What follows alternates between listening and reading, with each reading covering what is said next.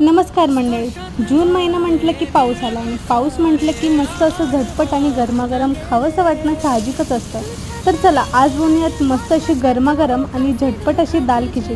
तर त्यासाठी इथे कुकरमध्ये मी 2 चमचे तूप घेतलेलं आहे. त्यामध्ये कांदा आणि टोमॅटो छान परतून घेतला आहे. त्यामध्ये हिरवी मिरची, थोडेसे हिंग, लसूण आणि जिरे छान ठेचून घेतलेलं आहे.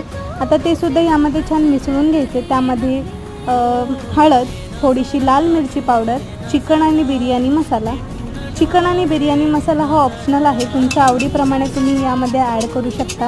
तर आता हे छान असं मिक्स करून घेतलेलं आहे. आता डाळ आणि तांदूळ छान मी धुवून घेतलेलं आहे, ते सुद्धा यामध्ये मिसळून घ्यायचं आहे आणि त्यामध्ये आपल्या आवश्यकतेनुसार पाणीसुद्धा ओतून कोथिंबीर ॲड करायची आहे आणि छान अशी उकळी आल्यानंतर 2-3 शिट्ट्या काढायच्यात आणि तयार आहे आपली झटपट आणि गरमागरम अशी दाल खिचडी. थँक्यू.